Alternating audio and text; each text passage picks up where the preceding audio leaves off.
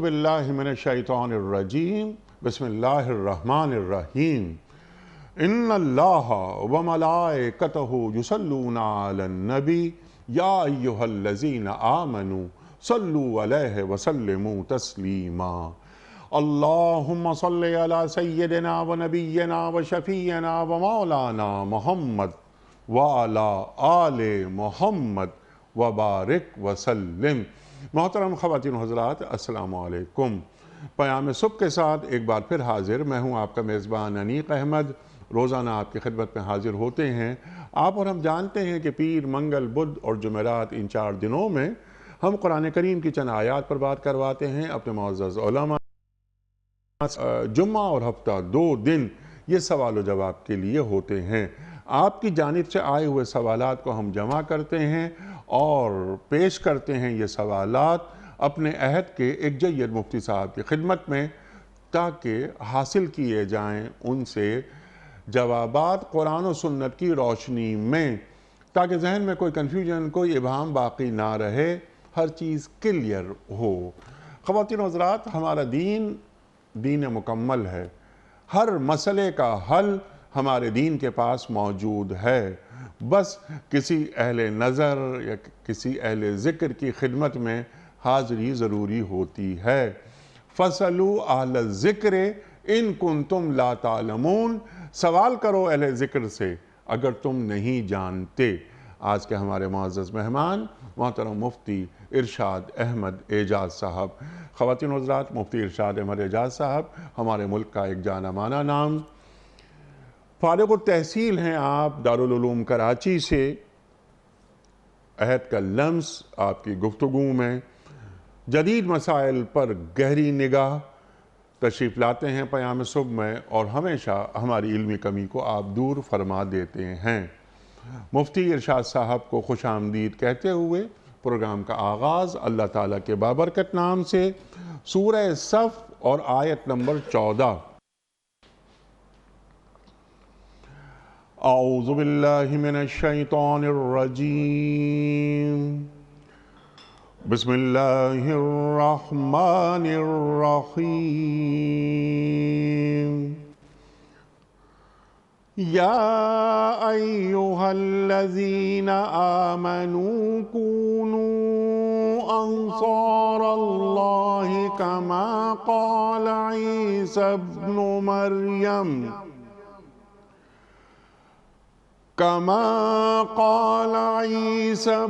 मरियम लिल हवारिय्यीन मन अंसारी इलल्लाह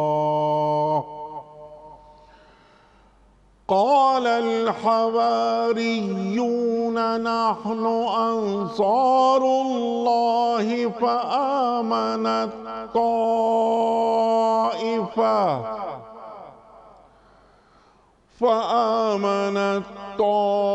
ताइफ़तुम मिन बनी इसराईल व कफ़रत ताइफ़ा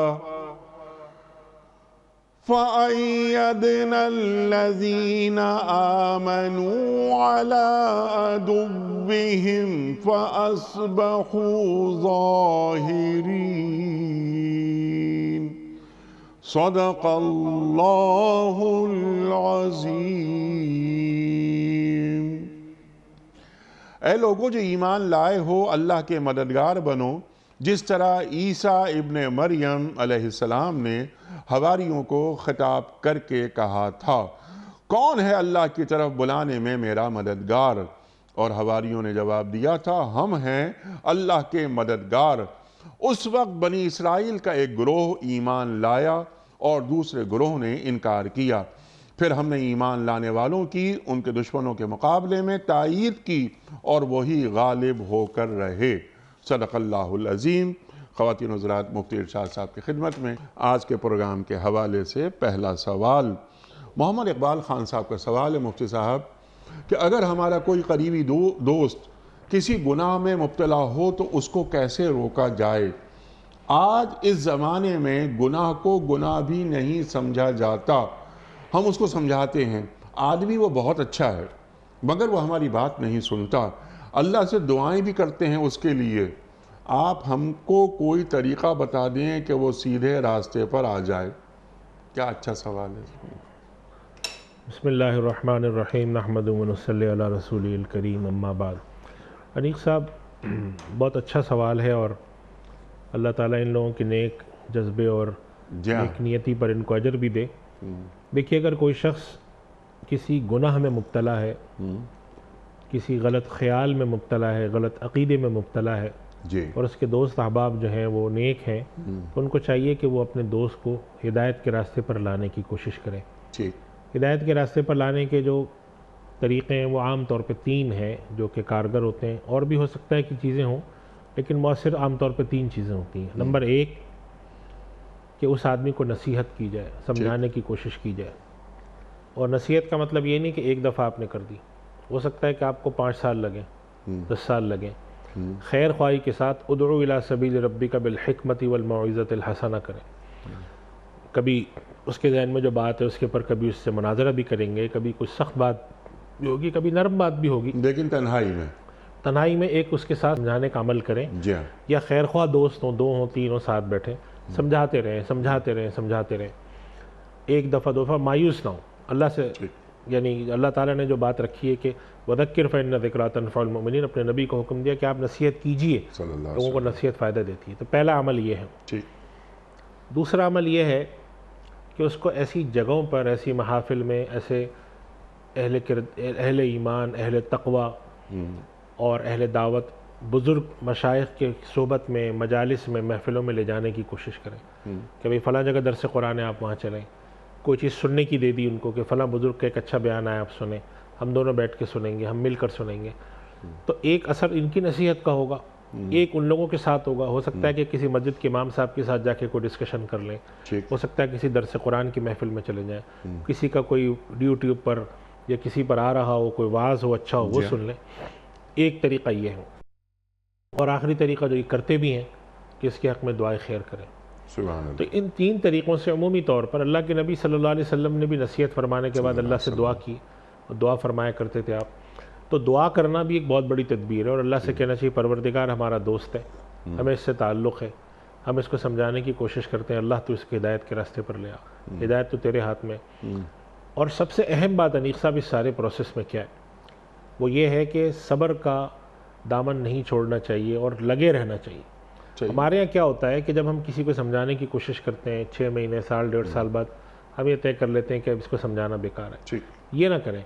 हाँ, इस चीज़ का ख्याल रखें कि वो शख्स उकताए नहीं, बेजार ना हो कि भाई ये जब भी आता है ये काम शुरू कर देता है। लेकिन हिकमत और अहवाल को देखते हुए ये काम ज़रूर करते हैं, कभी ये कर दें, कभी कुछ कर दें। और फिर एक और बात ये जहन में रखें कि ज़रूरी नहीं है कि एक आदमी 100% चीज़ छोड़े। बाद दफ़ा कुछ लोग गुनाह में मुब्तला होते हैं। मिसाल देता हूँ मैं, ऐसे वाक़यात सुनने में आया कि एक साहब को शराब पीने की आदत, लोगों ने समझाया, उन्होंने कहा अच्छा मैंने ये तय किया जुमे को शराब नहीं पीऊँगा, जो जुमे के दिन मुक़द्दस होता है। तो चलो ये भी एक खैर की तरफ कदम है। या ये कि फिर उन्होंने कहा अच्छा हफ्ते में 1 दिन पीऊँगा, ये भी खैर की तरफ कदम है। तो खैर की तरफ लाने के लिए बाद दफ़ा जो बुराई से निकाला जाता है वो कदम कदम निकाला जाता है। ये नहीं होता कि पूरा निकाल के बाहर रख दिया। हर शख्स की ऐसी ना हिम्मत होती है, ना हर शख्स की ऐसी ताकत होती है। थोड़ा थोड़ा करके भी अगर वो आता है अल्लाह की तरफ, जिसे कहते हैं अल्लाह की तरफ, वो कदम बढ़ाकर भी आता है, बालिश भर भी चल के आता है, ये भी खैर है। तो एक इस मसलहत का भी ख्याल रखें कि अच्छा भाई चलो, पहले ये नहीं करता था, ये तो शुरू किया, पहले नमाज नहीं पढ़ता था, अब 1 वक्त की पढ़ता है, पहले 2 वक्त की पढ़ता था, अब 4 वक्त की पढ़ता है। तो इस तरीके से खैर की तरफ थोड़ा थोड़ा भी अगर वो आते हैं तो अपना हौसला ना छोड़ें। तो हिकमत का ख्याल रखते हुए उनको नसीहत भी करते रहें, उनके साथ गुफ्तगू भी करते रहें। बस ये चीज़ रखें कि हर वक्त हथौड़ा लेकर खड़े होने से क्या होता है, वो आदमी बेजार हो जाता है। बिल्कुल। और हर वक्त गुफ्तगू ना करें, किसी वक्त करें, और जितना वो खैर की तरफ बढ़ता रहता है वो करें। ऐसी महाफिल में ले जाएं, मजालिस में ले जाएं, दुरूस और मवाइज़ सुनाएं, और साथ साथ ये कि अल्लाह से दुआ करें। ये 3 बहुत कारगर तरीक़े हैं, और करते रहने से अल्लाह ताला के यहाँ, अल्लाह से उम्मीद है कि अल्लाह ताला उसका दिल एक दिन, आज कल परसों फेर देगा। और अनीक साहब, आपने ऐसे लोग देखे, हमने भी देखे, बाद दफ़ा ऐसा होता है कि पूरी ज़िंदगी आदमी नहीं सही होता, लेकिन आखिरी उम्र में जाके नसीहत काम आती है। तो इस नीयत से भी करें कि भाई कुछ नहीं है, चलो आज ये नहीं मान रहा हमारी। मिसाल के तौर पे एक आदमी किसी जगह पे रिश्वत लेने का आदी है, शराब पीने का आदी है, कोई और गुनाह करने का आदी, दोस्त समझाते हैं, ले जाते हैं, सब कुछ है, वो कहता है नहीं बस मैं तो करूँगा। ठीक हो सकता है 50 साल की उम्र तक ये करता रहे, ठीक। लेकिन जब 50 साल बाद कोई तो वक्त ऐसा आता है, कुरान करीम में अल्लाह ताला ने बड़ा एक ताज्जुब वाला सवाल किया, बड़ा एक अजीब दिल हिलाने वाला सवाल किया, अलम यअनि लिल्लज़ीना आमनू अन तख़शअ क़ुलूबुहुम लिज़िक्रिल्लाह, क्या मोमिनीन के लिए वक्त करीब नहीं आया कि उनके दिल अल्लाह के लिए खुशू और खुजू इख्तियार कर लें, झुक जाएं। तो इस तरह से होता है कि बाद दफ़ा ये सारी जो मेहनत होती है, ये दुआएं होती हैं, ये रायगा नहीं जाती, ये रायगा नहीं जाती, स्टोर होती रहती, स्टोर होती रहती है। तो 50 साल बाद शायद हो, तो वो आदमी जब 50 साल 55 साल उस वक्त जाकर सोचेगा मेरा दोस्त मुझसे कितनी मोहब्बत करते थे, कैसे बेगर्ज तौर पे मुझे नसीहत करते हैं, शायद उसको नसीहत हासिल हो जाए। तो इस वजह से दोस्त का साथ नहीं छोड़ना चाहिए। अल्लाह ताला ने जो फरमा दिया वज़क्किर फ़इन्न ज़िक्रा तनफ़उल मुमिनीन, तो मालूम ये हुआ कि ये नसीहत कभी फौरी होगी, कभी थोड़े अरसे बाद होगी, हो सकता है आखिर वक्त में, और अगर आखिर वक्त में भी इसने तौबा कर ली तो हदीस शरीफ में तो आता है इन्नमल आमालु बिल ख़वातीम, आखिरत आखिरी जो इंसान के अहवाल होते हैं, आमाल का दारोमदार उस पर होता है। अगर एक इंसान मरने से पहले तौबा कर लेता है, इस्लाह हो जाती है, ये भी गनीमत है। तो इस वजह से इस काम को ना छोड़ें, इससे बेजार मत हों। लोग बेजार हो जाते हैं कि भाई मैं तो समझा के थक गया, सुनते ही नहीं, तो ये ना करें, अपने लगे रहें, नसीहत कम ज़्यादा हिकमत मौइज़त का ख्याल रखें। मुफ्ती साहब बेहतरीन, सुभान अल्लाह, अपना काम करते रहें। एक बात और जो मैं आपसे सीखना चाहता हूँ वो ये कि खैर ख्वाही का एहसास वो दिलाते रहें कि इसमें तुम, क्योंकि हमारे दोस्त हो, इन्होंने एक अच्छी बात लिखी है कि वो आदमी बहुत अच्छा है, यानी उसमें चंद खुसूसियात ऐसी यकीनन होंगी, यानी शख्सी औसाफ ऐसे होंगे जो उसे दूसरे इंसानों में मुमताज़ करते होंगे, लेकिन कुछ खामियां भी उसके अंदर होंगी कि हम जो कुछ तुम्हारे साथ कर रहे हैं या तुम्हें नसीहत कर रहे हैं, ये तुम्हारे ही फ़ायदे के लिए कर रहे हैं, इसमें हमारा कोई फ़ायदा नहीं कि हमारा दोस्त बिगड़ रहा है। हमारा दोस्त नहीं बिगड़ना चाहिए क्योंकि इंसान वो अच्छा है। इसके साथ साथ एक बात और जो हमने यहाँ देखी है कि अगर मेरा अमल यानी मेरी खैर ख्वाही के जज्बात, मेरी नसीहतें कारगर साबित नहीं हो रही, तो मुझे क्या ये नहीं चाहिए कि मैं उसको अपने से अच्छा कोई आदमी यानी मैं उसको किसी अल्लाह वाले की महफिल में लेके जाऊं कि आओ यार चलते हैं शाम को और जाके बैठते हैं। कई इंतहाई बिगड़े हुए लोग मैंने बिल्कुल ठीक होते हुए देखे। यानी साहब मैंने इसीलिए कहा, ये जो मैंने 3 तरीके बताए उसमें तीसरा तरीका जो मैंने दूसरा तरीका अर्ज़ किया था कि दुआ तो खैर है ही है, खुद नसीहत भी करें, लेकिन ऐसी महाफिल, ऐसी मजालिस, ऐसे अहले इल्म, किसी शख्स के जहन में कोई गुत्थी होती है, किसी के जहन में कोई इल्मी गुत्थी होती है, किसी के जहन में कोई बहुत ही ऐसे ख़राब अहवाल देख लिए, किसी शख्स का किरदार उसने देख लिया कि भाई मैं तो इसको अल्लाह वाला समझता था, अंदर से इतना ख़राब निकला। तो ये मल्टीपल इंसान के ना जिसे कहते हैं कि बैरियर होते हैं दिमाग में, कुछ इसके उलझने होती हैं, तो ऐसी महाफिल में ले जाएं, क्या पता किस बात से किसका दिल बदल जाए। तो अपने से बड़े लोग, जाहिर सी बात है कि अब बाद दफ़ा ऐसा होता है कि आदमी बहुत बड़ा अहले इल्म होता है लेकिन उसकी गुफ्तगू में तासीर नहीं होती, और बाद लोग बहुत सादा सतह के होते हैं लेकिन अल्लाह ने गुफ्तगू में उनके वही कैफियत रखी होती है, इन्न मिनल बयान लसहरा। तो मुख्तलिफ जगहों पर ले जाने से एक तो ये कि गैर ज़रूरी तौर पर इतने लोगों के पास ना ले जाएं कि बजाय सुलझने के और मामला उलझ जाए, लेकिन कुछ लोग मुंतखब करें कि भाई इन लोगों से पास चलते हैं, इनसे बात करके देखते हैं, इनके पास इल्म भी है, इनके पास इल्म और भी, दुनिया से बेरग़बती, इनकी बात जाके सुनते हैं, फलां जगह पे चलते हैं, फलां जगह जाते हैं। तो इससे ये होता है फ़ायदा कि जब एक इंसान खुद तो गुफ्तगू कर ही रहा है, लेकिन हर इंसान का एक मुंतहा इल्म है, मबलग इल्म है, इससे आगे जाके वो बात नहीं कर सकता, हर इंसान के समझाने का उसलूब है। और बाद दफ़ा ऐसा होता है कि जब इंसान बहुत करीबी ताल्लुक़ होता है दोस्ती का, तो इंसान बात का असर भी वो नहीं लेता। और बाद दफ़ा ऐसा होता है कि 2 दोस्त थे, वो बचपन में बहुत बिगड़े हुए थे, एक जल्दी सही हो गया, दूसरे को टाइम लगा। अब जब वो सही होने वाला है, इसको नसीहत करता है तो वो उसको कहता है तू भी तो ऐसे ही था, तो मुझे क्या नसीहत कर रहा है। तो बहुत सारे अहवाल होते हैं। और तो सबसे अहम बात क्या है, शैतान कब चाहता है कि इंसान को हिदायत मिले, तो शैतान तो रोड़े अटकाता है। तो इन तमाम तर रोड़े अटकाने के बावजूद ये 3 तरीक़ों पर जब हम कोशिश करें तो अल्लाह सुब्हानहू व तआला जो है इसमें ज़रूर असर डालते हैं कि इंसान अपनी कोशिश करे, अपने तय भी करे, ऐसी महफिल मजालिस में ले जाए और ऐसी चीज़ें सुनने को दे, ऐसी चीज़ें कराए उनसे, और फिर आखिर में यह है कि इसके हक़ में दुआ। सुभान अल्लाह। लेकिन सवाल कितना अच्छा आया, और ये पहली मरतबा ऐसा सवाल आया हमारे प्रोग्राम में। अगला सवाल शफात अली साहब का है। सवाल उनका यह है कि मुफ्ती साहब, एक शख्स जो खुद नमाजी ना हो, क्या वो दूसरों को नमाज पढ़ने, रोज़ा रखने और अच्छे काम करने का कह सकता है? ये जो कुरान करीम की आयत है यानी सब अतअमुरून अन्नास बिल बिर्रि व तंसौना अनफुसकुम, कि अल्लाह सुब्हानहू व तआला ने बनी इसराइल के बारे में उनका एक ऐब बयान किया कि तुम लोगों को नेकी का हुक्म देते हो, वो तंसौना अनफुसकुम, अपने आप को भूल जाते हो, मन तुम तत्लून किताब। इसके ज़ैल में उलमा ने ये बात लिखी है कि क्या बेअमल शख्स किसी नेक अमल की तरगीब दे सकता है? तो इसका जवाब ये है कि कुरान की आयत ये मना नहीं कर रही कि तुम लोगों को तरगीब मत दो, बल्कि कुरान की आयत ये कह रही है कि तुम लोगों को तरगीब के साथ साथ अपने आप को भी दो। अगर एक शख्स बेअमल है और नमाज नहीं पढ़ता, ज़कात नहीं देता, अच्छे काम नहीं करता, लेकिन दूसरों को तलकीन करता है, तो उसको करना तो चाहिए, लेकिन इसके साथ साथ लिमा तक़ूलून मा ला तफ़अलून का मंज़र नहीं बनना चाहिए कि ख़ुद तो दूसरों को तो कह रहे हैं, ख़ुद नहीं कर रहे। लेकिन ये मतलब नहीं कि उसको कहना भी ठीक नहीं है कि खैर की बात की तलकीन तो कोई भी कर सकता है, ठीक। तो खैर की बात की तलकीन करते रहनी चाहिए, लेकिन जब भी इंसान खैर की बात की तलकीन करे तो अपनी तरफ ज़रूर उस बात को राज़ी करे कि भाई मैं तुमको नमाज की तलकीन करता हूँ, मुझसे गलती है कि मैं नहीं पढ़ता, मुझे भी पढ़नी चाहिए, तुम लोग भी पढ़ो, मैं भी पढ़ूंगा इंशाअल्लाह। लेकिन अब ये कि भाई तुम तो खुद पढ़ते नहीं, हमें नसीहत क्यों करते हो?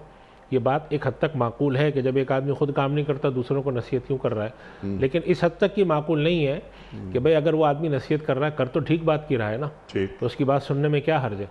तो इस वजह से ताना नहीं देना चाहिए कि तुम खुद तो अमल करते नहीं हो, हमें नसीहत करना है, बल्कि साथ ये कहना चाहिए कि भाई जब तुम हमें अच्छी बात सिखा रहे हो तो खुद भी अमल किया करो।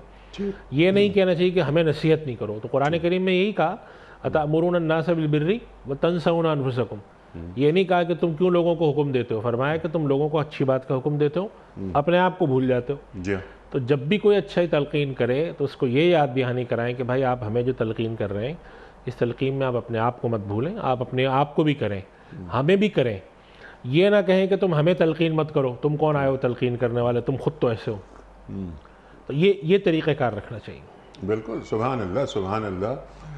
हज़रत अली करमल्लाहु वजहू फरमाते हैं कि बेहतरीन आदमी वो है कि जिसके आमाल बेहतरीन हैं, वरना अच्छी बातें तो बुरे लोग भी कर लेते हैं। बिल्कुल ऐसे ही है, बिल्कुल ऐसे ही है। लेकिन अतअमुरून अन्नास बिल बिर्रि व तंसौना अनफुसकुम, अल्लाह अकबर, बनी इसराइल यानी उन्हें मातूब करार दे रहा है अल्लाह ताला। हमें भी खिताब है, या लिमा तक़ूलून मा ला तफ़अलून। जी बिल्कुल, कबूरा मक़्तन इंदल्लाह है अन तक़ूलू मा ला तफ़अलून। अल्लाह को बड़ी नागवार गुजरती है तुम वो बात कहते हो जिस पर तुम खुद अमल नहीं करते। इससे ज़्यादा बुरी बात क्या हो सकती है? लेकिन ये आपने फरमाया ये अमल रोकना नहीं चाहिए ताकि अहले खैर में शुमार होता रहे। सैयद अहमद अली साहब, सवाल ये है कि मुफ्ती साहब हम अक्सर मजाक में झूठ बोल देते हैं, क्या ऐसे झूठ बोलने पर भी गुनाह होता है? और बाज़ औक़ात हम सिर्फ लोगों को खुश करने के लिए भी झूठ बोल देते हैं, क्या ऐसा करना जायज़ है? देखिए अनीक साहब, झूठ बोलना हमारे दीन में एक नापसंदीदा फ़ेल है। ठीक, सिर्फ नबी करीम सल्लल्लाहु अलैहि वसल्लम ने उस शख्स को किसी हद तक इजाज़त दी है जो आज दो लोगों में खैर की बात करने के लिए जा रहा हो। उलमा ने लिखा है कि अगर दो लोगों में लड़ाई है, दो भाइयों में लड़ाई है, मियाँ बीवी में लड़ाई है, दो लोगों में लड़ाई है, एक शख्स जाके इन दोनों के दरमियान कराने की गर्ज से, मेल जोल कराने की गर्ज से एक दूसरे के बारे में ऐसी बातें कर देता है जो सही नहीं है। मिसाल के तौर पर दूसरे से कह देता है कि मैं फ़लाँ के पास गया था, वो तुम्हें याद करके कह रहे थे कि काश ये मेरा दोस्त मुझसे मिल लेता। दूसरे से जाकर कह दिया कि वो मैं उनके पास गया था, तुम्हारे छोटे हैं जी। तो अब हालांकि दोनों बातें गलत हैं, दोनों में से किसी ने ये नहीं कहा। ठीक है, अब ऐसे झूठ बोलने को या मियाँ बीवी के दरमियान या वैसे अच्छी बात के लिए जो ये कहा गया, इसकी तो इजाज़त है। ठीक, अब इसके अलावा जो चीज़ें हैं झूठ बोलना, उससे मुराद क्या है, उसकी बहुत तफसील हो सकती है। बाद दफ़ा ऐसा होता है कि ख़ानदान के बड़े बूढ़े हैं, बुज़ुर्ग हैं, उन्होंने किसी के बारे में हालात पूछे, मसलन जैसे कि दादा हैं, वालिद हैं, ज़ईफ़ हैं, उन्होंने पूछा फ़लाँ आदमी क्या है, बीमार है क्या? वो अब वो बीमार है, लेकिन इनको बताने का मकसद है कि इनकी तकलीफ़ बहुत बढ़ जाएगी जी। तो अब इनके साथ इस दर्जे की गलत बयानी कर देना कि नहीं वो ठीक है, कोई ख़ास बात नहीं, इसकी भी इजाज़त दी जाती है, इसलिए कि इसका मकसूद किसी को ज़रर पहुँचाना नहीं है। लेकिन एक और दर्जा है कि झूठे वाक़यात सुनाना। एक तो होता है फ़र्ज़ी वाक़या, वो अलग चीज़ होती है। एक होता है झूठे वाक़या सुनाना, लोगों को लतीफ़ा सुनाना ऐसा जो झूठा हो, इसके अंदर लोगों को खुश करना मकसूद हो, हंसाना मकसूद हो। इस चीज़ को दीन ने पसंद नहीं किया। अच्छा, मन घड़त बातें इस तरह से गढ़ देना कि जो चीज़ें जो हैं अम्र वाक़या के ख़िलाफ़ हों, तो चाहे उससे किसी को ज़रर न भी हो रहा हो, और चौथी बात है कि लोग गैर ज़रूरी झूठ बोलते हैं। जी हाँ, आदतन। आदतन झूठ बोलते हैं। यानी अगर किसी ने पूछा कि आप कहाँ थे, जी तो अगर उसको नहीं बता सकते हैं या बताने में कोई हर्ज नहीं, लेकिन फिर भी गलत बात बताते हैं कि आप कहाँ थे, वो मैं फ़लाँ जगह था, हालांकि वहाँ नहीं थे। तो गैर ज़रूरी तौर पे झूठ बोलना वो भी बहुत नापसंदीदा चीज़ है। एक और जगह झूठ बोलने की इजाज़त दी जाती है शरन, कि जहाँ पे इंसान को जान का, माल का ख़तरा हो। ठीक। मिसाल के तौर पे किसी आदमी ने उसको पकड़ कर कहा कि तुम फ़लाँ काम मुझे करके दो। अब इसके पास इख्तियार है, इसने कह दिया मेरे पास तो इख्तियार ही नहीं है कानूनन, आप फ़लाँ आदमी से करवाएं। सरकारी मामलात में होता है बसा औकात, या किसी बड़ी कंपनी के मामले में होता है। तो ऐसी जगह जहाँ पे इंसान अपनी जान बचा रहा है या हराम काम में मुब्तला होने से बच रहा है, वहाँ झूठ बोलना, अच्छा। दो लोगों में सुलह सफाई कराने के लिए गलत बयानी कर देना, या अपने बड़े बुजुर्गों के साथ ऐसे मामलात रखने के लिए कि कहीं वो खुदा न खास्ता, जैसे मैंने बयान किया कि वालिद हैं, उनको बीमारी हो सकती है, उनके सामने अहवाल को साफ़ सुथरा न बताना या हालात छुपाना, वहाँ तक तो दीन ने इजाज़त दी है। और इसका मकसूद ये है कि इससे किसी का न हक़ ज़ाया होता है, न किसी को कोई ज़रर पहुँचता है, बल्कि इससे फ़ायदा होता है। अलबत्ता इस वजह से बाज़ ऐसी सूरतें हैं जिससे किसी को दरर नहीं पहुंचता, लेकिन दीन ने वहाँ नहीं पसंद किया झूठ बोलना। जैसे लतीफ़े सुनाना, खुश ऐसी चीज़ें सुनाना जो झूठी हों। मन गढ़ंत होना, फ़र्ज़ी होना एक अलग चीज़ है, झूठा होना अलग है कि किसी की तरफ से मंसूब करके एक बात सुना दी जो उसने नहीं कही। ठीक। तो ये चीज़ें फिर इससे अवॉइड करना चाहिए। गैर ज़रूरी तौर पर झूठ बोलना, बसा औक़ात लोगों से मिलो, बात करते हैं कि भाई मैंने इन साहब से गलत बयानी की है, इन्होंने मुझसे पूछा तुम कल कहाँ थे, तो मैं अपने मामू के यहाँ गया हुआ था, मैंने कह दिया दोस्त के यहाँ गया हुआ था, तो इससे क्या फ़र्क पड़ा, इनको क्या फ़र्क पड़ता है, मैं तो नहीं था। तो बात असल ये है कि झूठ बोलने की आदत क्यों डाल रहे हैं? जब अगर आप मामू के यहाँ गए हुए थे तो क्या मामू के यहाँ गया हुआ था? जी हाँ। जी, सामने वालों को इससे भले फ़र्क पड़े कि आप मामू के यहाँ गए थे, खाला के यहाँ गए थे, दोस्त के यहाँ गए थे, लेकिन जब आप झूठ बोलने की आदत डालते हैं तो फिर गैर ज़रूरी झूठ बोलने की आदत पड़ती है। और लोग दलील ये पेश करते हैं कि भाई इससे इनको कोई नुकसान तो मैंने नहीं पहुँचाया, इससे कतई नज़र।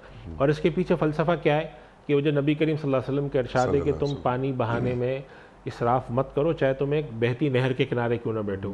तो हालांकि बहती नहर के किनारे बैठकर अगर आदमी पानी इस्तेमाल कर रहा है तो पानी वो तो दोबारा नहर में गिर रहा है। तो उसके पर मुहद्दिसीन उलमा ने बात लिखी है कि मकसूद उससे तलकीन करना है कि आज तुम नहर के किनारे बैठकर अगर इस तरह की आदत पड़ेगी तो तुम हर जगह इसराफ करोगे। जहाँ पर ज़रूरत नहीं है, जहाँ शरीयत ने इजाज़त नहीं दी, वहाँ पर इस फ़लसफ़े के तहत झूठ बोलना कि भाई इससे क्या फ़र्क पड़ता है, किसी को क्या मालूम, ज़रूरत क्या है। सच और ये चीज़ें बयान करने की आदत डालना ये अल्लाह को पसंद है, और मोमिन जो है वो झूठा नहीं होता, मोमिन सच्चा होता है। तो इस वजह से इस तफसील के तहत जो है अगर कोई शख्स इस तरह की गलत बयानी करता है तो उसकी इजाज़त है। तो खुली इजाज़त भी नहीं है और बिल्कुल 100% ममानत भी नहीं, कुछ तफसील है इसमें। सुभान अल्लाह, बिल्कुल वाज़ेह हो गई बात। लेकिन ये कि झूठ से मुकम्मल गुरेज करना चाहिए, क्योंकि झूठ बोलना हराम है। बिल्कुल ऐसे ये जो कुछ मशरूत हैं, कुछ चीज़ें यानी इस्तिस्ना है। ये क्या अच्छी बात आपने फरमाई कि अगर दो लोगों को मिलवाना है और उसको जाके कह दिया जाए कि पहले आदमी को कि तुम्हारे बारे में वो दूसरा आदमी तुम्हारी तो बहुत तारीफ़ें करता है या तुम उससे बहुत नाराज़ हो, और दूसरे आदमी से भी जाके यही बात कही जाए, तो दो लोगों को, दो इंसानों को मिलवा देना कितनी अच्छी बात है। बल्कि वो सच क्या कहना चाहिए, वो सच नापसंदीदा है उस झूठ के मुकाबले में कि जो जिस सच की वजह से दो लोग आपस में लड़ें। जी, अगर कहीं पर कोई ज़रूरत नहीं है तो फिर ऐसा सच बोलने से बचना चाहिए। क्या अच्छी बात कही आपने। अगर ज़रूरत है, अदालत है, कहीं पर कोई बात करनी है तो अलग है, लेकिन अगर आपको मालूम है कि भाई एक सच है, बसा औकात वो सच चुगली में बदल जाता है। जी हाँ, वो सच गीबत में बदल जाता है। किसी ने पूछा भी फला आदमी ने मेरे बारे में क्या कहा था, आप कहें नहीं कोई बात नहीं हुई। अब अगरचे उसने कहा है, बहुत बुरा भला कहा है, लेकिन अब आपने इस बात को दरगुजर इसलिए किया कि भाई ये कोई अदालत तो है नहीं, कोई कचहरी तो है नहीं कि यहाँ आपको बताना पड़े। तो ऐसे सच को बयान करना है कि उसने मेरे बारे में क्या कहा था, आपने कहा उसने तो ऐसी ऐसी बातें कही हैं, नतीजा निकला कि मामला तो और बिगड़े। तो ऐसे सच के बजाय आदमी दरगुजर कर ले। तो ये वो चीज़ें हैं जहाँ पर इस्तिस्ना है, या वो जैसे मैंने बयान किया कि अगर कहीं पर कोई हालात बताने के नतीजे में खराबी पैदा हो सकती है तो वहाँ पर बात को अगर आप छुपा लेते हैं तो मकसूद उससे इस्लाह है, मकसूद उससे लोगों की मसलहत है, तो शरन उसकी इजाज़त है। बिल्कुल ठीक है। अली साहब हैं लैया से, सवाल उनका यह है कि इस्लाम में मैयत की बेहुरमती हराम है। जब कोई कत्ल होता है तो हक़ाइक़ का पता लगाने के लिए मैयत का पोस्टमार्टम किया जाता है। पोस्टमार्टम का शरई हुक्म क्या है? जी, पोस्टमार्टम जो है वो बेहुरमती में नहीं, बेहुरमती से मुराद है कि मैयत के साथ कोई ऐसा काम करना जिससे मैयत की को हम जो जिस्म है उसको काट पीट करें या उसको तौहीन आमेज़ तरीके से फेंकें जी। और कोई इसमें ज़रूरत ना हो। लेकिन जैसे मिसाल के तौर पे एक लाश मिली एक जगह से, अब ये मालूम नहीं हो रहा कि इसकी मौत का सबब क्या है, और ये सबब जानने के लिए उसके जिस्म का काटा जाना ज़रूरी है, तो इसकी उलमा इजाज़त देते हैं। चुनांचा कब्र कुशाई भी बसा औक़ात की जाती है कि किसी को दफन कर दिया गया जी। लेकिन उसको निकाल के देखना है कि भाई इसके मरने के असबाब में क्या है, किसी ने कत्ल किया है, तो ये चूँकि तौहीन में शुमार नहीं है, चूँकि ज़ाहिर है इसका मकसूद तो हक़ाइक़ का जानना है। जी। तो जिस हद तक वो मैयत के तकरीम के साथ ही कर दिया जाए तो इसकी इजाज़त है। तो पोस्टमार्टम की कब्र कुशाई की इजाज़त है, बशर्ते कि वो ज़रूरत के दर्जे में, उससे ज़्यादा ना हो। इससे ज़्यादा ना हो, इजाज़त है। ऑनलाइन क़ुरबानी का क्या हुक्म है, बिलाल साहब जानना चाह रहे हैं। देखिए, ऑनलाइन क़ुरबानी का मफ़हूम क्या है। अगर ऑनलाइन क़ुरबानी का मफ़हूम ये है कि कोई इदारा है जिसने कहा कि आप आकर हमें इंटरनेट पे हमारी वेबसाइट पे आकर क़ुरबानी की बुकिंग करा दें जी। और हमें पैसे भेज दें, हम आपकी तरफ से जानवर कुर्बान करने के बाद अगर आप चाहेंगे तो हम जिनको आप चाहेंगे उनको हम गोश्त भेज देंगे, और अगर आप चाहेंगे तो हमारे यहाँ भी मुस्तहिक़ीन हैं, हम उनको भी दे सकते हैं। अगर ये मफ़हूम है तो ये जायज़ है। यहाँ पाकिस्तान में बहुत लोगों ने किया है, इसकी इजाज़त। अगर इसके अलावा कोई और बात है ऑनलाइन क़ुरबानी की तो वो मुझे नहीं मालूम क्या है। बज़ाहिर ऑनलाइन क़ुरबानी का यही मफ़हूम है और यही तरीक़ा हमारे यहाँ राइज है। पाकिस्तान से बाहर बहुत सारे लोग हैं या ख़ुद पाकिस्तान में बैठे हुए लोग हैं, तो बसा औक़ात उनके लिए किसी का जाके बुकिंग कराना मुश्किल होता है, तो वो ऑनलाइन उन्होंने देखा और यहाँ पर बुकिंग कराई, और बुकिंग कराने के बाद इनको टोकन नंबर मिला, वो उन्होंने टोकन नंबर जिन जिन लोगों को गोश्त चाहिए था उनको भेज दिया कि आप फ़लाँ जगह जाकर गोश्त कलेक्ट कर लें। तो ये ऑनलाइन क़ुरबानी होती जायज़ है शरन, इसमें कोई हर्ज नहीं। बिल्कुल ठीक। बशर्ते कि वो इदारा ऐसा हो जो शराइत पूरी करे। ऐसे भी वाक़यात सुनने में आए हैं कि बहुत से ऐसे इदारों ने क़ुरबानी की जिनका काम ही क़ुरबानी करना नहीं था, तो उनसे कोई काम नहीं हो सका। तो इसकी तहक़ीक़ कर लेनी चाहिए कि किसी का कोई माजी में कोई तजुर्बा है, प्रोफेशनलिज्म है, सही काम करते हैं। ये तो नहीं कि कोई गदरबूत कर देते हों, खा जाते हों पैसे, और गोश्त आज का कहकर 2 दिन तक ना पहुँचाते हों, सड़ा देते हों। तो ये एहतिमाम अपना देख लें। बिल्कुल, वो इदारा मोतबर है या नहीं ये चेक कर लिया जाए। मोहम्मद अहमद साहब कोयटा से, बहुत अच्छा सवाल है उनका। छोटा सा सवाल कि औलाद के निकाह में ताख़ीर का सबब बनने वाले वालिदैन के बारे में क्या हुक्म है। देखिए नहीं साहब, ये सवाल बड़ा है, इसकी सारी जिहात भी। जी हाँ, कितना बड़ा सवाल है। हमारे यहाँ जो निकाह में ताख़ीर के जो असबाब हैं वो बहुत सारे हैं जी। उसमें रोज़गार भी सबब है, घर का ना होना भी सबब है, बेटियों की शादी ना होना भी सबब है, बड़े भाई की शादी ना होना भी सबब है। तो बाज़ चीज़ें इसमें किसी हद तक उनके सही होने की गुंजाइश है, बाज़ चीज़ें हमारे यहाँ नामाकूल हैं जी। अब वो समाजी तौर पर हैं। मिसाल के तौर पे एक घर है जिसके अंदर वालिद हैं और 3 बेटे हैं, घर छोटा है।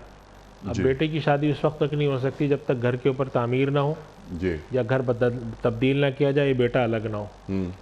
अब ख्वाहिश ये है कि बेटा अलग ना हो, बेटा साथ भी रहे और शादी भी हो जाए। कैसे हो, जगह तो है नहीं। अब शादी में ताख़ीर हो रही है कि हमारे पास पैसे होंगे तो हम ऊपर का घर बनाएंगे। ये बहुत सारी समाजी चीज़ें हमने गैर ज़रूरी तौर पे पैदा की हैं। ठीक। इन चीज़ों से बचते हुए अगर कोई जायज़ वजह से माँ बाप शादी से रोक रहे हैं कि भाई फ़लाँ चीज़ें तुम्हारे पास पूरी नहीं है, मिसाल के तौर पे एक आदमी जिसके हालात ऐसे हैं कि वो नान नफ़क़ा बीवी का नहीं उठा सकता, तो माँ बाप कहते हैं कि भाई तुम इस काबिल तो हो जाओ, यानी शादी तुम करो, ख़र्चा हम उठाते रहें, तो चलो 6 महीने साल तुम उठा सकते हैं, लेकिन आने वाले पूरे वक्तों में उठाएं तो ये मुमकिन नहीं। तो पहले तुम इस काबिल हो कि बीवी का नान नफ़क़ा उठा सको। तो अगर कोई जायज़ वजह है ठीक, तो फिर ठीक है, और अगर इस किस्म की समाजी चीज़ें हैं तो फिर ये मुनासिब नहीं है। इन चीज़ों को हमारे यहाँ से रुकावटों को ख़त्म होना चाहिए कि गैर ज़रूरी तौर पर जो है वो इस तरह की रुकावटें समाजी निकाह में ताख़ीर नहीं होनी चाहिए। मिसाल के तौर पर घर की एक बच्ची है जो जॉब करती है, जॉब करने की वजह से सैलरी घर पर आती है, अगर शादी इसकी कर देंगे हम तो ये सैलरी आना बंद हो जाएगी, निकाह में ताख़ीर की जा रही है। दूसरा मामला मसला, लड़की की उम्र अभी कम है, अभी पढ़ रही है, बाद में कभी कोई अच्छा रिश्ता आएगा तो हम उसे कर देंगे, और होते होते होते लड़की की उम्र बढ़ा दी गई, तो इस ताल्लुक़ से दीन क्या कहता है। देखिए ये जो बात है ना कि बच्ची की शादी इस वजह से ना करना कि वो जॉब करती है, पैसे घर में आती है, तो बड़ी बेहमियती और दीन के उसूल के ख़िलाफ़ बात है। ठीक। पहली बात है, बच्चियों की ज़िम्मेदारी, लड़कियों की ज़िम्मेदारी ये है ही नहीं कि वो घर का नान नफ़क़ा और ख़र्च चलाएँ।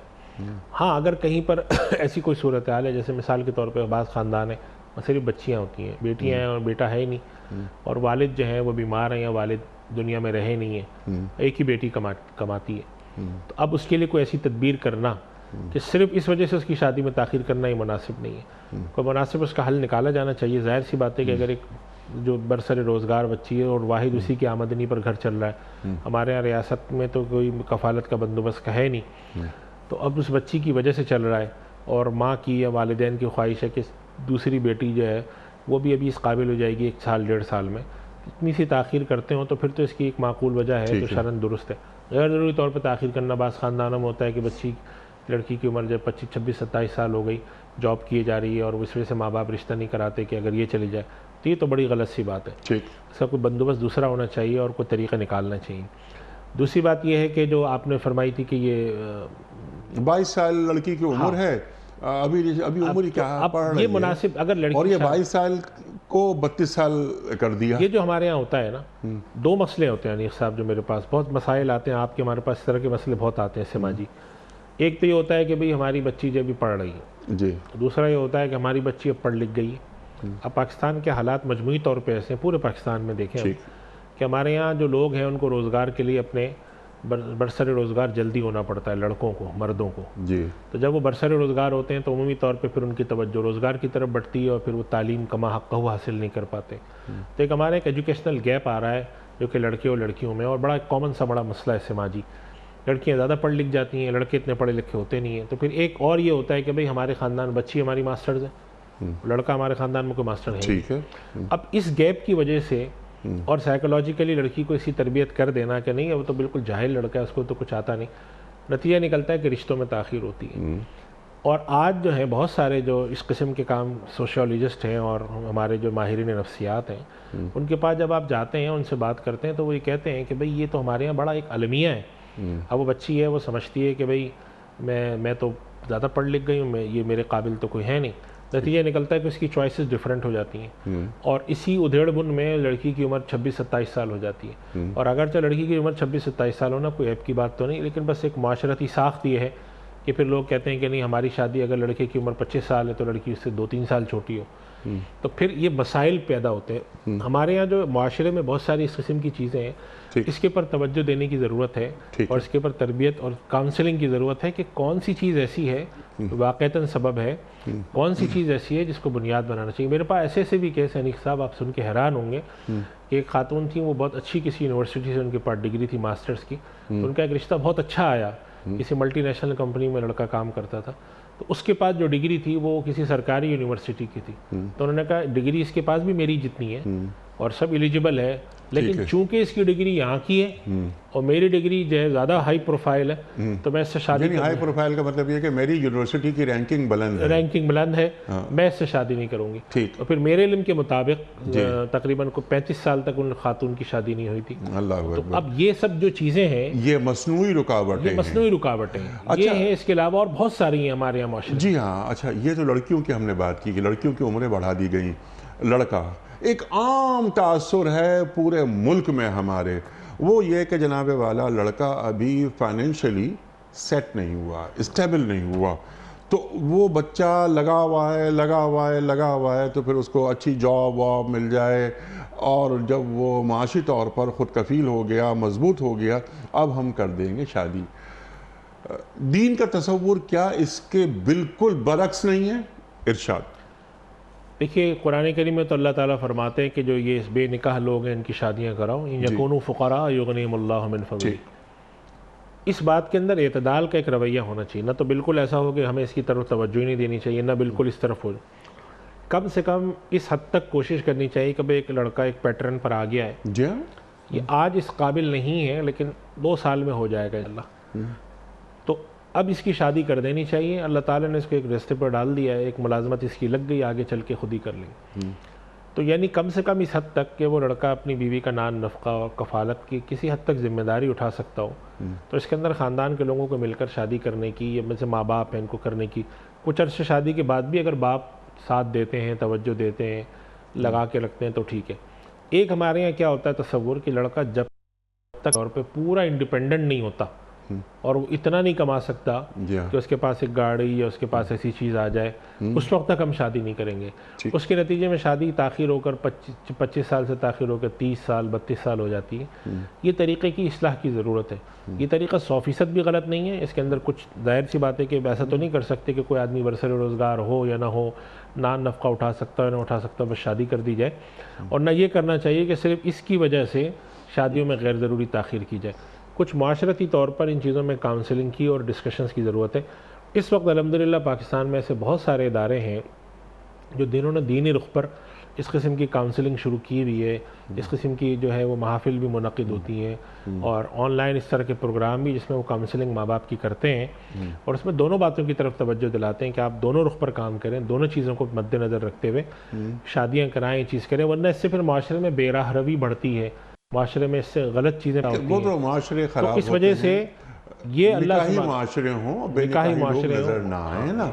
लेकिन इसमें एक बात और मैं जो आपकी खिदमत में सवाल रख रहा हूँ वो ये कि जनाब वाला कि ठीक है छोटा मोटा एक कारोबार है बच्चे का, लेकिन बच्चा अभी सेट नहीं हुआ तो रुक जाओ, अभी जब वो सेट हो जाएगा उसको माशी इस्तेकाम हासिल हो जाएगा तो फिर हम उसकी शादी कर देंगे।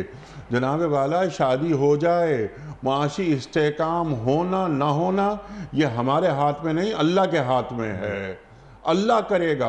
और एक और बात जो हम सब जानते हैं, मानते हैं, पढ़ते हैं, सुनते हैं बुज़ुर्गों से कि लड़की जो आती है अपना रिज़्क साथ लाती है और फिर अहादीस कई मिलती हैं, अल्लाह हू अकबर, इरशाद।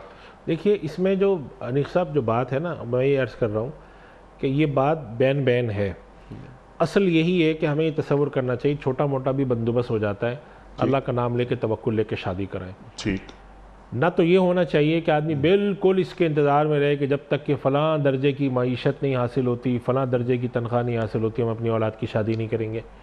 और न ये है कि कोई बंदोबस्त हो या ना हो, वो लड़का इस काबिल है कि वो अपनी बीवी की कफ़ालत करे ना करे, आपने उठा के शादी कर दी। बसा औक़ात इसके भी नताइज बड़े ख़राब सामने आए कि वो शादी हो गई, उसने कहा भी मैं तो कमा ही नहीं सकता। अब वो लड़की जो है वो इस बात के ऊपर मुनहसिर है कि उसके ससुर जो हैं या वो लड़के के बड़े भाई कुछ मदद करें, उसकी फिर माशरती बड़ी ख़राब सूरत हाल होती। इस वजह से हमारे उलमा तलक़ीन करते हैं कि इस चीज़ को ऊपर देखना चाहिए कि एक लड़का बरसर रोज़गार हो रहा है और मिलकर अभी ये रह सकते हैं और आगे चलने का इम्कान है तो बिस्मिल्लाह करके कर दें, गैर ज़रूरी ताख़ीर ना करें। और साथ साथ इस बात को भी जहन में रखें कि नीचे से यानी नीचे से मुराद ये है कि हम अपने औलाद छोटों से लेकर ऊपर तक, बड़ों तक एक इस चीज़ के हवाले से एक मिजाज पैदा करें कि भाई मिजाज हमारे दीन का क्या है, किस तरीके से चलना है। अब हमने एक मखसूस लाइफ स्टाइल अपना टारगेट किया होता है कि जब तक कि इस लाइफ स्टाइल को मैं नहीं हासिल कर सकता, बाज़ माशरे, बाज़ तबके माशरे के ऐसे हैं तबक़ात जिनके अंदर ये कि भाई लड़के के पास शादी से पहले एक गाड़ी हो, कम से कम एक रहने को घर हो, या उसके पास अगर वो एक मुश्तरका ख़ानदान में रहते हैं तो एक फ्लोर उसके पास पूरा हो। ये मेयारात हमने खुद बनाए, ये हमने बनाए हुए मेयारात। लेकिन शादी हो जाने के बाद एक जो जिम्मेदारी का एहसास होता है वो पैदा हो जाता है और महसूस ये होता है, और हम ये भी देखते हैं सोसाइटी में कि जिन लड़कों की शादी हुई और वो माशी तौर पर कमज़ोर भी थे लेकिन उनमें एक एहसास ज़िम्मेदारी पैदा हुआ और अल्लाह ताला ने अपनी मदद फरमाई और वो मुस्तहकम हो गए। बिल्कुल ऐसे ही। ठीक है मुफ्ती साहब, कुछ वीडियो क्वेश्चंस आपकी खिदमत में। पहला सवाल मुफ्ती साहब के लिए। अस्सलाम वालेकुम मुफ्ती साहब, मेरा आपसे ये सवाल है कि हम नमाज के दौरान जो जिस्म को जाते हैं, क्या उससे नमाज हो सकती है कि नहीं हो सकती? जनाब देखिए, जिस्म खुजाना, इंसान के जिस्म में अगर छोटी मोटी खुजली है, एक हाथ बांधा हुआ है और खुजा रहा है, इसके बारे में एक जो उलमाए कराम ने मेयार रखा है कि इंसान अगर अपने आप को ऐसे जिस्म में मशगूल कर ले कि देखने वाले को ये एहसास ना हो कि ये नमाज में है, तो उससे नमाज मुतासिर होती। मिसाल के तौर पे एक आदमी को सर में खुजली हुई तो उसने एक हाथ बंधा हुआ है तो एक हाथ से उसने खुजा लिया। अब देखने वाला समझ सकता है नमाज में, लेकिन मालूम है एक आदमी दोनों हाथ से पूरे जिस्म को खुजा रहा है, ये दोनों हाथों से कर रहा है, तो इस अमल को मना किया जाता है। तो और जाहिर सी बात है कि बिला वजह में तो कोई भी नहीं खुजाता, बाद लोगों के साथ जिस्म में सेंसिटिविटी ज़्यादा होती हैं, तो इस तरीके से कर लेना चाहिए, चाहे खुजाने का अमल हो या जिस्म के किसी और चीज़ का अमल हो। बाद दफ़ा कपड़ा ठीक करना होता है, सर पर टोपी गिर रही है वो पहननी है, उसको एक हाथ से कर लेना चाहिए और इस हैयत में बरकरार रहना चाहिए कि वो मालूम हो कि ये नमाज़ पढ़ रहा है। ठीक।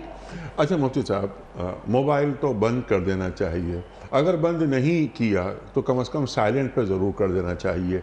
कोई शख्स भूल गया, ना उसने मोबाइल बंद किया ना साइलेंट पे रखा, नमाज पढ़ रहा है, बेल बज गई, क्या करे? एक हाथ से उसकी बटन दबा के बंद करे, और उसको करना चाहिए, इसलिए कि हमने आपने कई दफ़ा देखने के लिए कि बेल बजी जी और बजने देते हैं। जी हाँ, तो क्यों बजने देते हैं? कि भाई हमारी नमाज़ ख़राब होगी, हम करेंगे। तो भाई अगर आपकी फ़र्ज़ करें नमाज़ ख़राब हो भी रही है तो आपको चाहिए कि आप नमाज़ तोड़कर इसको बंद करें, इसलिए कि आपकी अब वो मोबाइल की जो बेल है जी। वो कम से कम 30, 35, 40 सेकंड तक तो बजती है। जी हाँ, अब अगर वो बज रही है तो उससे आस-पास में जो 25-30 लोग खड़े हैं, ये फ़र्ज़ करें जमात नमाज हो जी रही, हाँ। उनकी नमाज़ें ख़राब हो रही, तो अगर ऐसी कोई चीज़ हो रही है और वो साहब ये समझते हैं कि एक हाथ से बंद नहीं हो सकता, तो वो नमाज़ तोड़ें ठीक और उसको बंद करके दोबारा नीयत बांधें।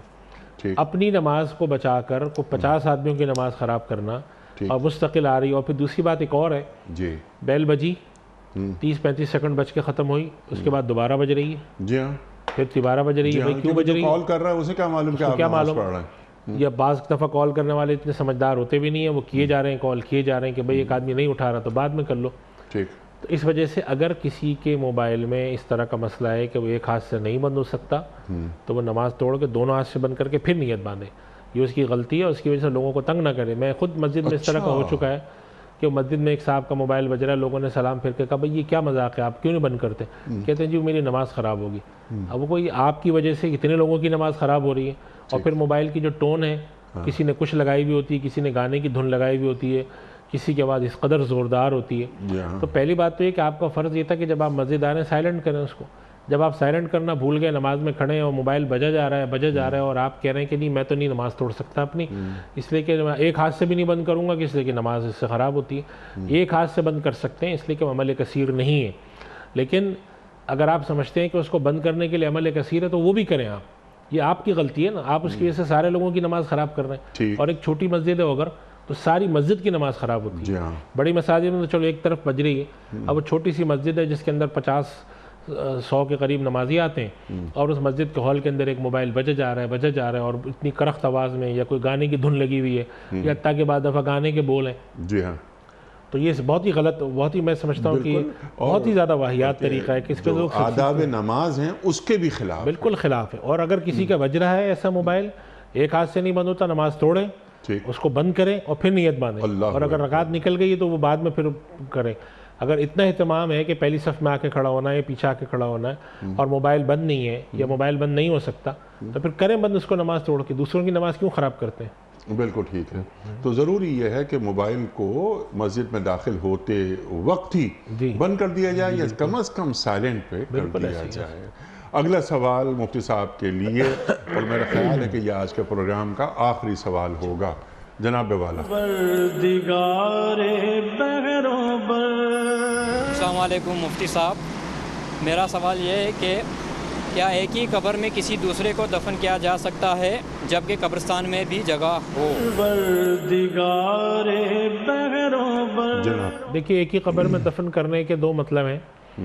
एक तो ये होता है कि कब्र बहुत पुरानी हो गई, ठीक, और जैसे मसलन एक कब्र है, मेरे पास एक सवाल आया था पिछले दिनों, एक साहब है उनका इंतकाल हुआ, तो उनकी जो दादी थी उनके इंतकाल को 25-30 साल हो गए थे, ठीक, और कब्रिस्तान में जगह भी नहीं थी। तो उन्होंने फिर गोरकन से कहा, तो गोरकन ने कहा ये कब्र है, तो उस सूरत में उस कब्र में तदफीन कर सकते हैं, कोई हर्ज नहीं है। उस कब्र को खोदा जाएगा, यानी साफ़ किया जाएगा, और अगर हड्डियाँ निकलती हैं तो उस कब्र के अंदर थोड़ा सा गढ़ा करके, उसी कब्र में उसके जो फ़र्श है उसको गढ़ा करके उसके अंदर नीचे वो हड्डियाँ दबाकर और ऊपर मिट्टी बिछा दी जाएगी। और इसकी इजाज़त है शरन, अगर ज़रूरत है तो इसकी इजाज़त, अगर ज़रूरत नहीं है तो फिर ना करें। यानी फ़र्ज़ करें कब्रिस्तान में और जगह मौजूद है और तो इस कब्र में ना आकर करें। चुनांचे हमारे यहाँ जो उलमाए कराम में लिखते हैं, जैसे रिवायत में आता है कि कब्र में से एक कब्र में से 50-50 लोग निकलेंगे। और फिर कराची और इस जैसे जो बड़े बड़े शहर हैं, कराची, लाहौर, इस्लामाबाद में तो खैर फिर भी जगह है, कराची और लाहौर जैसे जो बड़े शहर हैं जो मेगापोलिटन सिटी बनते जा रहे हैं, तो आने वाले वक्तों में, आने वाले 50 साल में तो कब्रिस्तान की जगह महदूद है जी हाँ। और उसकी आबादी इनकी जो है वो 2.5 करोड़ तक हो गई है। तो और औसतन हर इंसान जो है यहाँ पर जब तदफीन हो रही है तो फिर वो जगह कहाँ से आएंगी? एक वक्त आएगा कि वो जगह ख़त्म होंगी। तो हमारे यहाँ कब्रिस्तानों में उलमाए किराम ने फतवा दिया है और अरब दुनिया में होता भी है और बहुत सारी जगहों पर भी है कि जो कब्रिस्तान में कब्रें पुरानी होती जाए तो उन कब्रों के ऊपर सफाई करके उसमें मिट्टी डालकर और उसमें दोबारा नई कब्रें बनाई जा सकती हैं। और आने वाले वक्तों में ये होगा। और अभी हमने देखा कि बहुत सारी जगह ऐसी हैं कि जहाँ पर कब्रिस्तान ज़मीन के ऊपर ब्लॉक रख के बनाए गए। अभी कराची में जो शदीद बारिश हो, इसमें बहुत सारे कब्रिस्तान में दीवारें गिरी और अंदर से मैयतें नज़र आने लगी। तो जब ज़मीन के ऊपर आप ब्लॉक रख के बना सकते हैं तो अगर कोई कब्र मौजूद है, पुरानी हो गई है, उसमें गुंजाइश है, तो वहाँ तदफीन हो सकती है। अच्छा। ज़रूरत नहीं है, कब्रिस्तान में जगह मौजूद है तो ना करें। ठीक। जगह अगर नहीं, जगह अगर मौजूद है कब्रिस्तान में तो फिर नई कब्र में तदफीन करें। अच्छा। और अगर जगह ख़त्म हो गई है, वहाँ पर जगह नहीं है, तो फिर उसी कब्र में जो पुरानी कब्र है उसमें तदफीन की तो इजाज़त है। इजाज़त है। अलबत्ता अगर एक कब्र ऐसी है जो बिल्कुल नहीं है, हाँ। यानी फ़र्ज़ करें कि कब्र है जिसकी तदफीन हुए हुए 6 महीने 8 महीने हुए हैं, या कब्र ऐसी है कि जिसको 2-3 साल हुए हैं लेकिन उसके अंदर बहुत सा मैयत के आसार बाकी हैं, तो फिर ऐसी सूरत में हुक्म है कि उस कब्र में तदफीन ना करें। सो ज़ाहिर है कि पूरी मैयत अभी मौजूद है उसमें, लेकिन अगर मैयत की हड्डियाँ बन गई हैं और बिल्कुल बिखर चुकी है तो फिर उस सूरत में उस कब्र को खोद के उस कब्र की जब सिले में हटा के उस कब्र की सफाई करके और उसके अंदर नीचे की तरफ और गहरा गड़ा करके उसमें वो हड्डियाँ दबाकर ऊपर मिट्टी बिछा दी जाए और उसमें नई मैयत को दफन कर दिया जाए, तो इसकी शरन इजाज़त है। इसकी शरन इजाज़त है। मुफ्ती साहब आपका बहुत शुक्रिया, आप तशरीफ़ लाए और हमेशा की तरह आज भी हमने आपसे बहुत सीखा। ख़वातीन हज़रात, हमारे उलमा को अल्लाह सलामत रखे, तशरीफ़ लाते हैं और हमारी इल्मी कमी को दूर फरमा देते हैं। हमने इंट्रो में भी एक बात कही थी कि हमारे दीन के पास हर मसले का हल मौजूद है, क्योंकि हमारा दीन दीन मुकम्मल है। अल-यौमा अकमलतु लकुम दीनकुम व अतममतु अलैकुम नेमती व रदीतु लकुमुल इस्लाम दीना। अल्लाह ताला ने दीन को मुकम्मल कर दिया। कुरान करीम में अल्लाह ताला इरशाद फरमाता है, तो हमारा मुकम्मल दीन है, हमारे पास हर मसले का हल है। बस ज़रूरत एक बात की होती है कि किसी अहले इल्म की खिदमत में हाज़री दी जाए और उनसे अपने सवालात के शाफ़ी जवाबात कुरान और सुन्नत की रोशनी में लिए जाएं। वक्त मुकम्मल हुआ हमारे आज के प्रोग्राम का। आप और हम जानते हैं कि क़याम सुबह का इख्तिताम होता है रोज़ाना एक कौल पर, और वो कौल होता है साहिब नहजुल बलागा अमीरुल मोमिनीन हज़रत अली मुर्तज़ा करमल्लाहु वजहू का। आप फरमाते हैं कि अक़ल को पाक करने में तालीम सबसे बड़ी मददगार है। अक़ल को पाक करने में बड़ी मददगार है। अल्लाहु अकबर। अपने मेज़बान अनीक अहमद को कल तक के लिए इजाज़त दीजिए। खुदा हाफ़िज़।